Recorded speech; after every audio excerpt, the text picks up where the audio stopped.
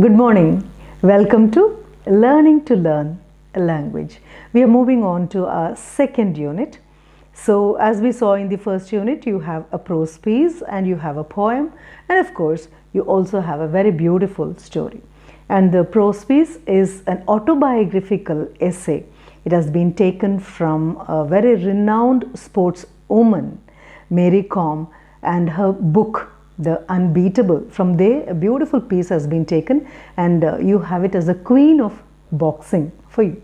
So before we plunge into the prose piece that has been prescribed for you with so much of not only information but also values for you to imbibe, my question is, as a warming up question from my end, you do have a warming up portion here in your textbook, but other than that, I would like to ask you certain questions. Are you a sports person? Now, I don't ask, are you a sportsman or a sportswoman? I'm asking you, are you a sports person? See, what do I mean by this? Because we always believe a sports person is very sportive in temperament, very sportive in attitude. As being a sports person is something different from being a very sportive person. These two are totally two different words, though a sports person is expected to be sportive in attitude.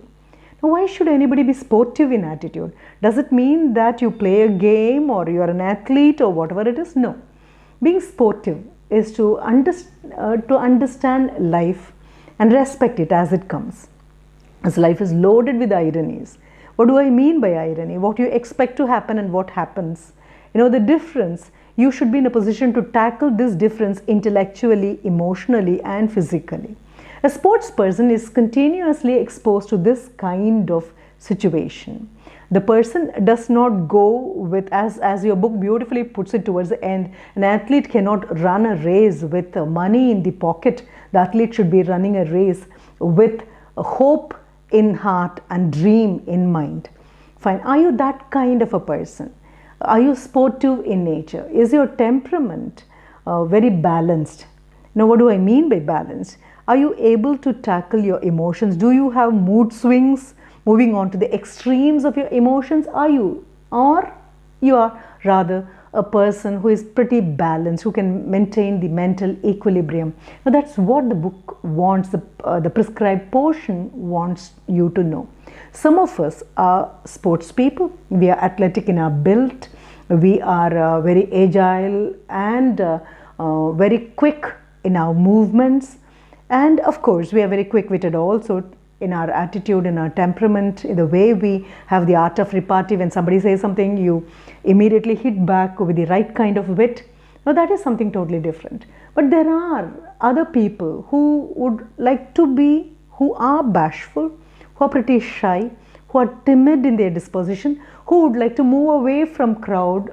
Sometimes you call them introverts also. People who don't just gather with the crowd, laugh and make merry. But these people are essentially good. They stand away, move away from the crowd. They play the role of a spectator, an audience, a person who loves to watch, applaud, cheer you up, congratulate you. But you ask them to be a part of the play or game. They say, I'm sorry, I'm not made for that. It's not I'm not meant for it, I'm not made for it. So you come upon that kind of a poem also prescribed to you by Ogden Nash, who says, I'm a born spectator. I have been created that way. You cannot change me. I just sit there and watch and cheer you up, but ask me to become a part of whatever you do, compete with you, contest along with you. I'm sorry, you have chosen a wrong person. I am not for it. Right? After which you have a very beautiful short story by Saki. Right? We come to, again, our warming up, not only for the prose piece, but for the whole lot. The warming up is, are you a sports person? I would rather recommend you to be more sportive in your attitude, looking at life with mental equilibrium. You may ask, after all, you're an adolescent, and adolescence is known for temper tantrums.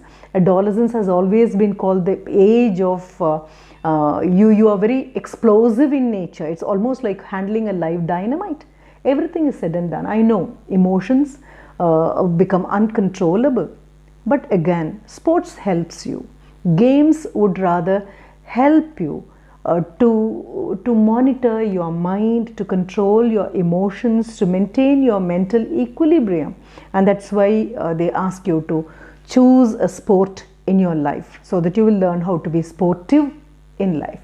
Now, coming to this particular lady, born on March 1st in the year 1983 in Manipur, Mary Kom, and her brilliant autobiography, and that is the unbeatable, a person who cannot be defeated, or may I put it with another word, the invincible.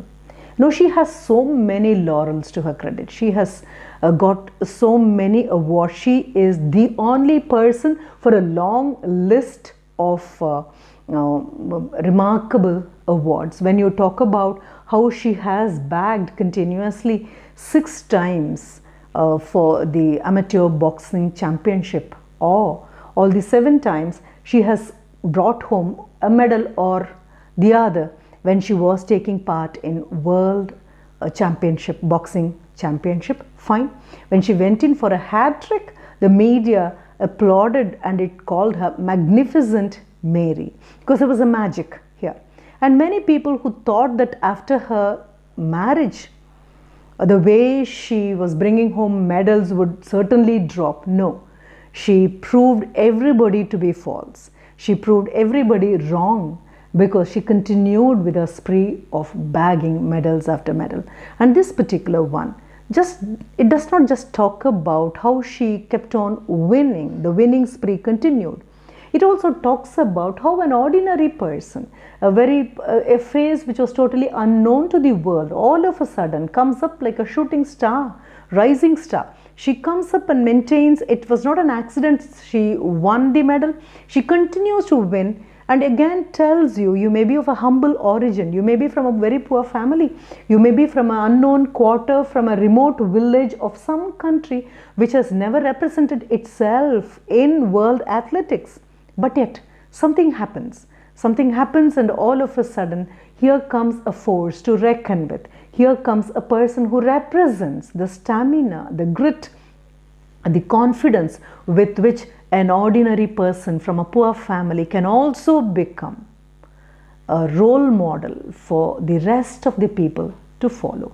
And as you happen to be an adolescent, she is a wonderful role model, and I understand the reason behind prescribing this beautiful essay drawn from her autobiography, to make you understand how she became the queen of boxing, and she continues being one, because what she did is yet unbeaten by anybody. As she starts, she just tells you how it all happened. After the Bangkok championship, she gets selected by the Association International for Boxing Amateurs, AIBA. She gets selected to represent our country in Pennsylvania, USA.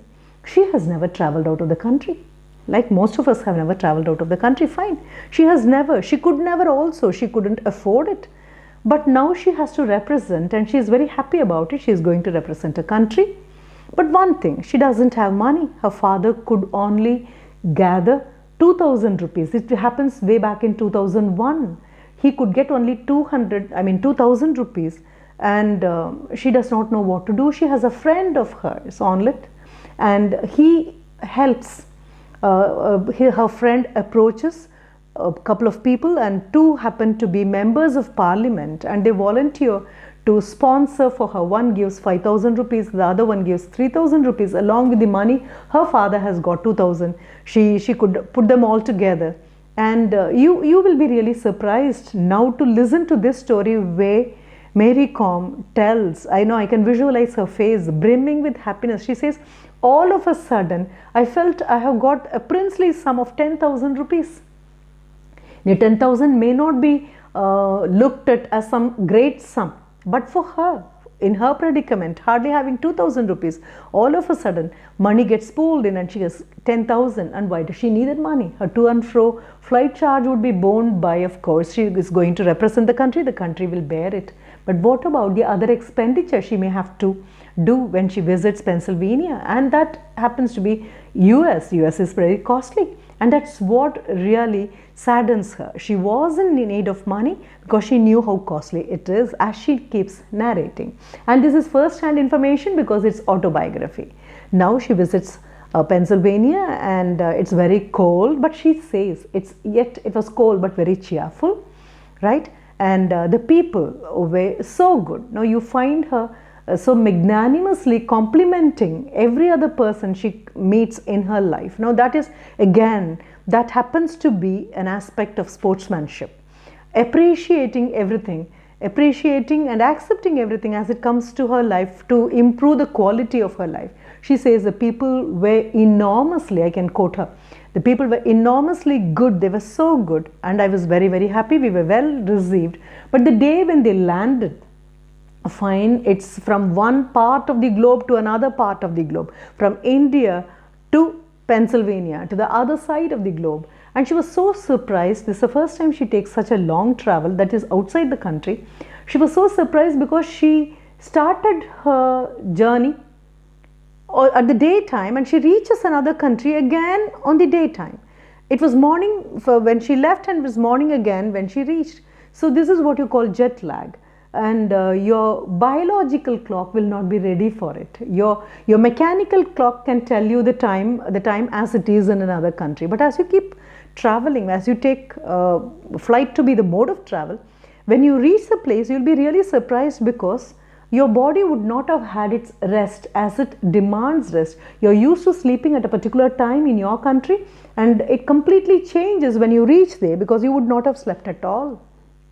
The biological clock needs a minimum of 2 days to set itself right and to suit those hours, the diurnal time and the nocturnal time of the place which you reach. Now she goes there, and fortunately for her, she does not need to contest with anybody on that particular day. She has 1 day to come out of the jet lag, and the next day she goes and she has to represent, fine. She is 51 kilos, fine, light flyweight, and she has to represent her country, and she has never done it also. So in her heart, she has a feeling that she may not be able to beat the rivals, but that's not the case. In the quarter-final, she happily comes victorious against a Polish contestant, and that happens to be out of RSC. Now, what do you mean by RSC? It's an abbreviation one. RSC, it just means referee stopped contest. That is, when the referee feels that one of the contestants is weaker than the other and there is every chance of getting badly bruised, the referee stops the contest, and the person who is stronger is declared the winner. And you find Mary Kom clearing it very easily in her quarterfinal, and very slowly she realizes that she need not fear facing the other contestants. When it comes to her semi-final also, she clears it very easily. She is against a Canadian contestant, and very, very easily she is able to make her mark, and that boosts her morale, that gives her so much of confidence. But unfortunately, no, she tells herself, I am not going to return from Pennsylvania without taking gold along with me to India. But unfortunately, she loses to a Turkish opponent in the finals, right? And she gets only a silver medal. She rushes back to her room and bursts into tears. Fortunately for her, her coaches stand by her and tell her, when other people who have gone there to represent India were failing miserably, you were the only one who could hold the flag high, the Indian flag high, and you have bagged silver, which is no mean job. But as a sports person, now what she does is something worth learning from. Now what does she do? She contemplates over, she rather goes in for a kind of a post-mortem of what happened. She would like to analyze why she lost, why she got defeated, what went wrong way. And she tells you so beautifully. That's why I say, as it happens to be an autobiographical one, you are able to learn so much from a person, that is a boxer like her, and you are also able to unlearn what you have unfortunately wrongly learnt. She tells what really happened to her. After having reached Pennsylvania, she is made to eat food which she was not used to. She was not used to that kind of a food, right? And what happens? She started losing appetite. And how much soever she tried to eat, she was not able to do it. And by the time she reached her final, she had already lost a couple of kilos, and she was just 46 kilos weighing. And she did not have the strength or stamina to face the opponent towards the final. And she learns a very valuable lesson out of it, and she goes on. That is, from 2001 to 2004, she had to visit many countries, and one happens to be China. And humorously, she puts it, as I was very slowly mastering the art of, or the skill of, holding a knife and a fork very slowly, because I had to visit the western part of the globe, right? All of a sudden, I had to go to China, where I had to use chopsticks. Now, I couldn't eat at all with chopsticks. I failed miserably. But when my own colleagues and friends who went along with me asked for a spoon, I thought I would rather train again myself with chopsticks. But she concludes the paragraph giving a very sensible suggestion. She says, after that, I thought I would rather pack some food along with me to whichever part of the globe I went. Now, that is one way of solving the problem. But in the meanwhile, from 2001 to 2004, she had been extremely successful in bagging one medal or the other for India, representing India wherever she went, and coming back with the laurels, right? When she comes back to India, now she tells you how the country accepts her as she has accepted, how the country glorified her as she glorified the country. Fine, and she has been given a great welcome by because she has won. Her own state government and the central government, they jubilate over her victory, and she makes a promise to the people. Now, she has come back with silver, but she feels personally disappointed that she did not gladden the hearts of people who trusted her, who even sponsored her, because she could not get the gold. So she decides, now hereafter when I come back, I'm going to positively back gold, because now I have got confidence, I can beat anybody. It's in my mind that I have to be ready. My body is always prepared for the combat. She goes on to talk about a financial condition which she has already made a mention. When she left for Pennsylvania, she hardly had 2,000 given by her father, and of course she could manage to get 3,000 and 5,000 from two MPs who contributed for her travel. She had hardly had 10,000, and her financial condition was not very beautiful. She really needed help. Now, what happened? The money which she got as the prize money after these combats, it could help her a little to ease out the financial constraint, but she really needed some kind of a regular inflow of money, a kind of a permanent job which could at least lift this pressure from her mind, because back in her mind she always had the nagging pain that she did not have adequate sum to carry on with her practice and daily life. And not only that, round the corner she had her marriage also waiting. Now, by 2005, the government of Manipur gives her a job as a sub-inspector, and she's so glad, she's so happy about it, because this is not a temporary solution. As she says, it's a permanent solution for my financial problem. And her salary, the first salary she draws happens to be 15,000 rupees. She is immensely satisfied, not only because of the steady inflow of money. She is also happy that she has got a job through sports quota. That's why I asked you whether you're a sports person, because there is a quota which that is for your employability. Your sports also stands by you.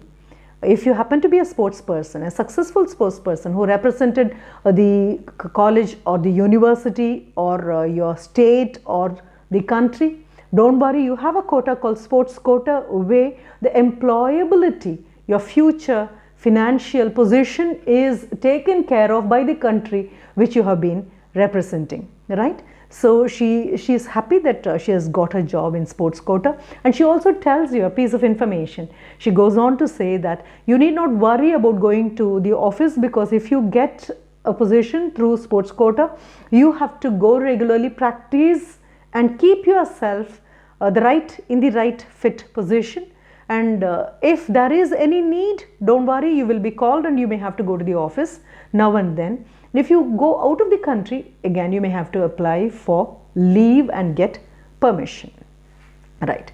Now this, after having said this, she says how she continued to get one after the other. And this is one long catalogue. It's extremely interesting, though I find it personally pretty difficult to retain them in my memory. It was very, very impressive that a lady after her marriage, she even makes a mention of it. People thought that after marriage, my spree of winning medals would have a drastic drop. I will not continue as I was, but certainly not the case, right? In 2006, she calls that to be the most memorable one in her mind. Okay, it's very, very close to her heart, because she says it was the fourth one consecutive win she has in 2006, when the World Boxing Championship tournament is held in India. Fine, and she could retain her gold. And that was the occasion when India also bagged lots of medals. According to her tally, she says India bagged 4 gold, 1 silver and 6 bronzes, and it also went in for the overall championship. And she went in for a hat-trick, and that was the time when media lauded it gave her the title Magnificent Mary. And not only that, your own state rewards you. Your own state rewards you not by giving you a job, mere job. Your own state makes a mention. It openly declares that I am extremely happy. The Chief Minister of Manipur, fine, when she came successfully after her second World Boxing Championship, winning a medal, the state welcomed her so happily, and it did not stop with that. The road that led to the National Sports Village, that was named after Mary Kom. It was called MC Mary Kom Road. Now again, it's a kind of an honor for her. And she goes on to tell you that she was called Magnificent Mary. And it's a very, very small essay, but it's not the size, it's not the number of paragraphs you find in the essay. It's the amount of confidence, the concentrated confidence with which the words are packed and loaded. Once you finish, you feel really thrilled. You feel thrilled because you happen to live in the country where she too lives. And not only that, she has been given the Padma Shri awardee, which she is a Padma Shri awardee, which went on to Padma Bhushan, and 2020 she became Padma Vibhushan. Fine. The country repeatedly tells that we are immensely proud of you, Mary Kom. As you and I, as we keep reading and listening to her autobiographical sketch, we feel immensely proud, and we are motivated. We are motivated that sports can become your career in future, and it can also imbibe in you those qualities which make you a better human being in life, taking the failure and the success, the defeat and the success of life with mental equilibrium to evolve into an emotionally balanced human being. So this particular one will help you tremendously if you look at it from that point of view. Fine. The second unit, first section, comes to a close, as we already know, very much similar to the first one we had in first unit. You have a glossary. Fine, you have a glossary to help you to understand, and then you also have certain abbreviations provided to you. I think I use 2 of them. AIBA, which talks about the international forum. It is Association International Boxer Amateur, AIBA. And again, I made a mention of RSC, Referee Stopped Contest. In the same way, you have been given a list of abbreviated terms, and you are asked, as an assignment, you have been asked to find out what their expansion is. And it doesn't stop with that also. It's not just vocabulary, it's not just the abbreviated terms, it's just not the glossary. Sports has given certain beautiful expressions, and the book wants you to know it also. Your English reader aspires to have it in your vocabulary, at least a couple of phrases, expressions. Now, one such thing is to throw a towel, throw in a towel. And the meaning goes on to say, how there'll be a wet towel kept on the ring, the boxing ring, by the manager of the contestants. Fine. And the contestant has to, whenever the contestant comes and sits back to borrow some breath and relax for a couple of minutes, the person used to wipe with a towel. But the towel is also used for yet another purpose. If the manager finds that his contestant is slowing down, is weaker, and there is every chance of getting badly beaten, the manager immediately throws the towel, which is a request to stop the game at that particular point, not to run the risk of getting thoroughly beaten. Fine, that's one. There is yet another very beautiful one, beating a person below the belt. Don't beat the person below the belt. That is also what we have drawn from this. It just means resorting to unethical measures, illegal measures of defeating a person, especially in boxing. Beating a person below the belt is certainly not warranted, it is not legal, and above that, being unlawful, more than that, it is unethical also. So we use it in our everyday language. When you resort to an unethical, unparliamentary verbal combat with somebody, accusing somebody with something very abusive, immediately we say the person is trying to beat below the belt, which is not becoming. Okay, so you have certain expressions, and again you have got fill in the blanks, match the following, to help you to understand the complete passage better. As we expected, you also have reading comprehension passages, and your reading comprehension, whether you have comprehended, your comprehension capacity is tested by asking you questions for which you may have to give an answer in 1 or 2 sentences or 3 or 4 sentences, or else it becomes a paragraph where you get the training of logically sequencing your thoughts so that it runs to a paragraph. Fine. After which you have a training for your listening skills. We have our LSRW. You have your listening. Then you have your speaking also. After which, fine, you have your reading. And for reading, passages are given, and you are going to learn note making. Fine, because anybody who reads has to learn note making. I would like to tell you something very interesting. See, once upon a time, when books were not free of cost issued by the government during our days, when we were of your age, of course, education was free, apart from maybe a paltry sum that has to be given in the form of tuition fee, right? It wasn't very costly, but of course the income of for a father, that is the parent, was also not very high. It was extremely difficult, getting a uniform and then books. So we always used to resort to buying second-hand books. Now what do you would not have had that experience at all, nor will you ever have that experience. Find second-hand book, a book which has been already used by a senior of yours. And you are very lucky, the syllabus wouldn't change, and you can happily borrow the book, or you can buy the book. The book would be sold for half the cost. And most of us will rush to get the books used by remarkably brilliant students, the top scorers in our seniors. Now what could the reason be? Now I have a reason. Always I used to run behind a girl who was the top scorer in the class, because her books will be very neatly maintained, very cleanly maintained, hardbound. It would not have developed dog's ears. Apart from that, she would have made brilliant notes there on the margin, the space provided for the margin.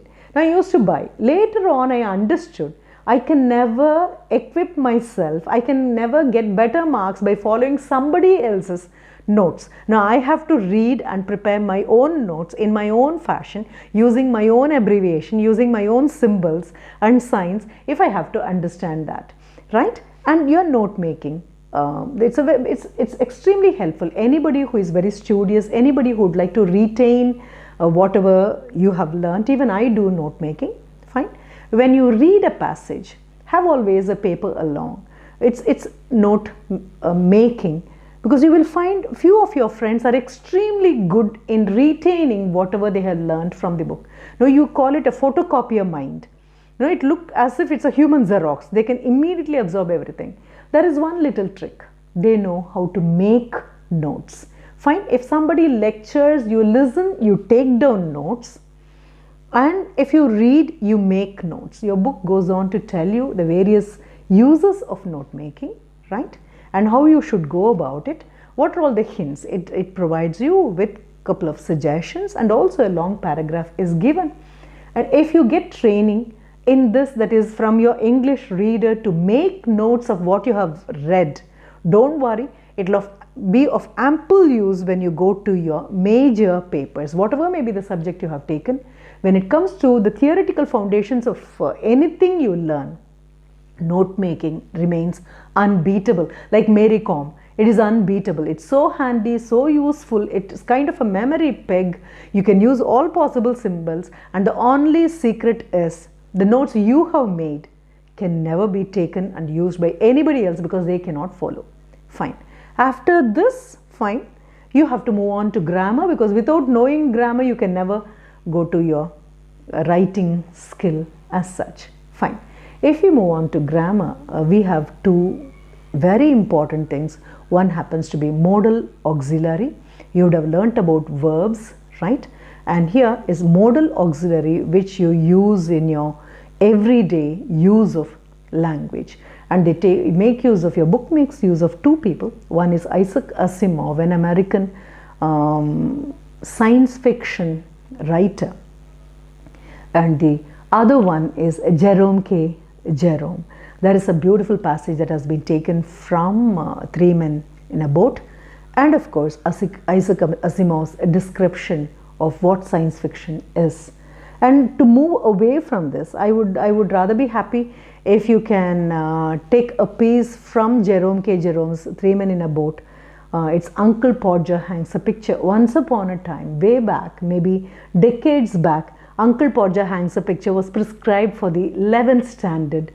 And whenever the teacher narrated the story, described the story, and explained certain things which were a bit difficult for the students, maybe in the mother tongue, that is in Tamil, the whole class, I have seen, used to roar with laughter. And later on in your life also, you will come upon lots and lots of Uncle Podgers who, if you give them a job, will make you do 90% of the work, and rest of the 10% they would not have worked. They would have just been happily taking rest, asking you all to run around the place and finish the work, but they will take the credit for it. So if possible, search for Uncle Podger Hangs a Picture, because you have it, a passage has been given to you from Three Men in the Boat by Jerome K. Jerome, and you have Isaac Asimov. If again you are a person who enjoys extra reading, go in for Isaac Asimov's brilliant story, which was written during the early part of 20th century. You can't believe, I recommend it in the first part of 21st century, the second decade of 21st century. It talks about the fun they had. That is, the children, a boy and a girl, happened to come upon a textbook from somewhere, and they are really shocked. They are not just surprised, they are really shocked to know the textbooks were used, made of paper. And they really wonder what could be the use of a book. Once you finish reading, it becomes useless. See, those children represent the 23rd century.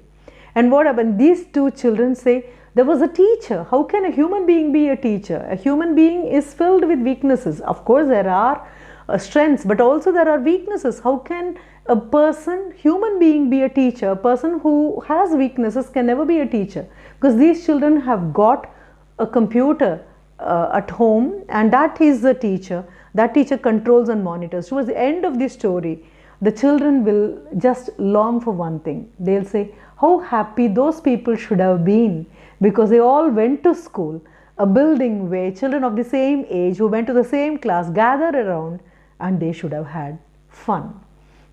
I just want you to read that also, after which we move on to your writing part of it. And after your writing, as usual, we have the ICT corner, and the ICT corner would again help you with your modal auxiliaries, and you have prepositions also. I'm sorry, I forgot. You have prepositions also, which are very, very important. I personally consider prepositions to be mighty monsters, very tricky monsters, because you may not know when to use of and when to use for. They both will appear as if they are correct. And that's why, again, how do I learn?